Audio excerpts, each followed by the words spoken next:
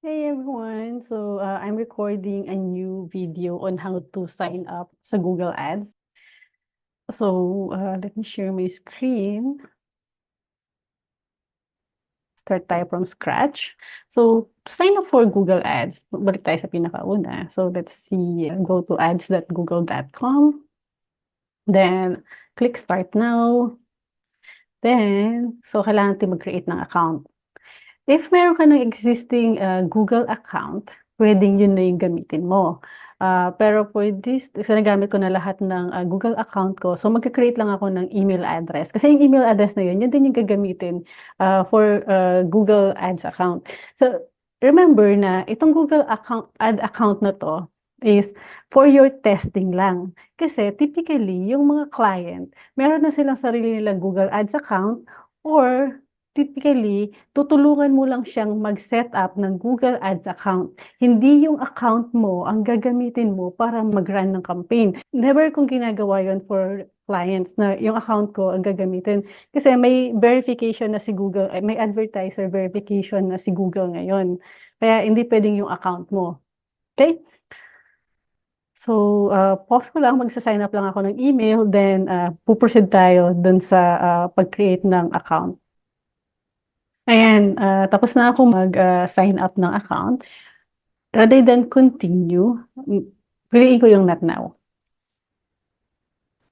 Ayan, para dalhin niya ako dun sa Google Ads. So, ito yung na-encounter ng mga ibang student wherein pinapa-create na siya agad ng campaign. Hindi mo kailangan mag-create agad ng campaign, okay? Balik lang tayo sa Google Ads, sa dashboard.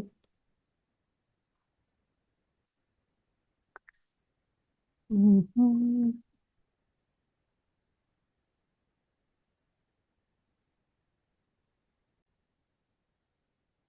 Okay, click mo lang yung next. Then, skip. Skip. Di mo na tayo magsiset up ng campaign. Leave campaign creation na yan. So, ayan, wala tayong campaign. So, kung maglalagay tayo ng confirm your business information,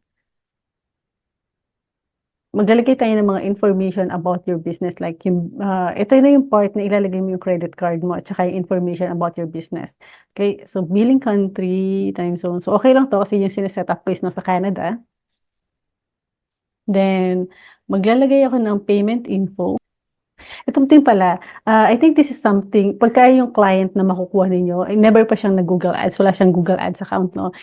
Pwede mong gamitin ito as a offer, alam mo yun, na since bago sila sa Google Ads, kung nasa Canada or US to, sa Philippines kasi I think in peso to, like 25,000, 20,000 yata, hindi ako nagkakamali, or 25,000.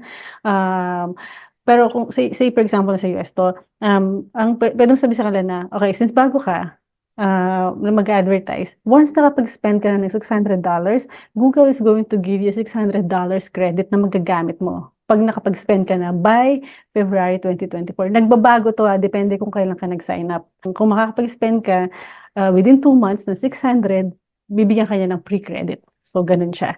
Okay, so dinidetect niya na kung nasan ako. So, ang gagawin, account type, this is organization kung meron siyang business. Individual, kung wala siyang business. Pero, typically, organization yan. Kasi, kailangan nilang mag-register ng business account. Kasi, hindi siya makakapag-go through dun sa advertiser verification. Business name, say, IP Creed, PPC, kukunin ko lang yung address, di ko lang yung address, one sec. Nalagay ko na yung address ko, which is super easy lang naman, just to make sure na, ilalagay din niyo yung address ninyo, or yung address ng business ng client mo. Hindi mo ito personal, pagka client work na. Pero kung ginagawa mo lang yung ad account na to for testing lang, para masundan mo yung course, it's okay na ilagay mo yung name and address. Gawin mong individual rather than organization. Tapos, ilagay mo yung address mo or basta yung address mo. Tapos, ilalagay ko na yung credit card ko. Tapos, note, tingnan mo to, baka na-miss ninyo to. You'll see a temporary charge sa Philippines, iba yung amount nito sa Philippines, hindi ko alam magkano, pero may temporary charge ng sa credit card ninyo. Mare-reverse din 'yon. Okay? So don't worry, mare-reverse 'yon. Okay? Ilalagay ko yung card ko, ipo-pause ko lang. Tapos pag nalagay ko na yung card ko, mag-a-agree lang ako dito since wala naman akong choice. Tapos, one personalized campaign guidance, no tips and promo, no, ayoko ng marketing email. Tapos i-click ko lang yung submit. So, pause ko lang tapos ilalagay ko yung credit card ko. Ayun, so nalagay ko na yung credit card ko, no? Tapos click ko lang yung submit.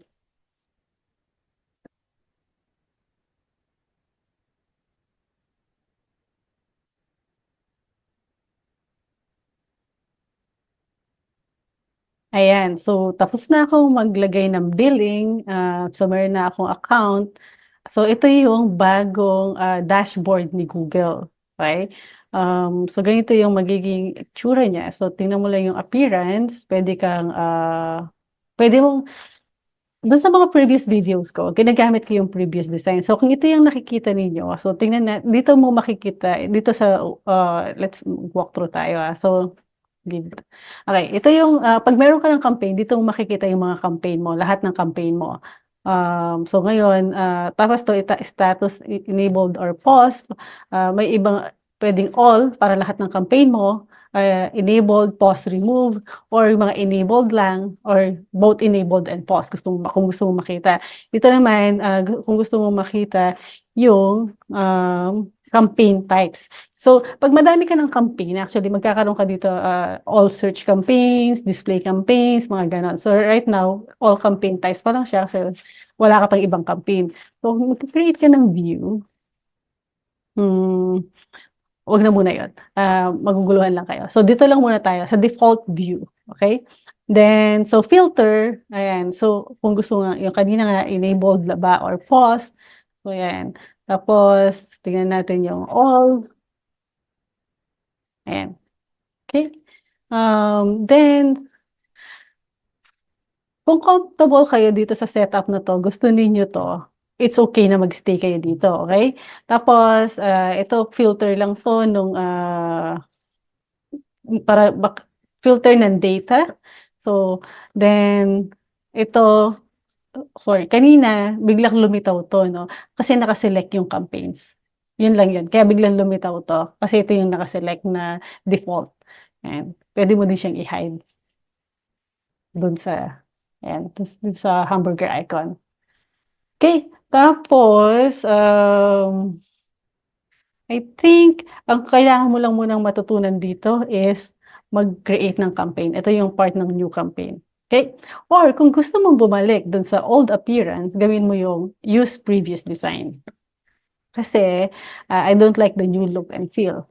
So, dun tayo sa previous design, yung nakikita niyo dun sa mga ibang videos. Refresh, parang hindi nag-load yung old design.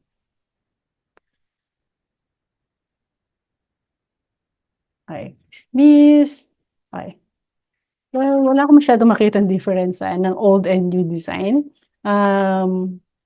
Tingnan nga natin ulit yung new design.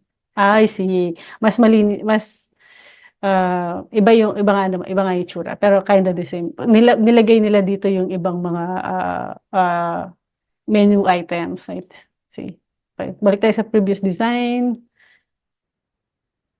Ayun. So, ayan. So, yung kanina, dito na yung mga tools and settings ulit. Ayan.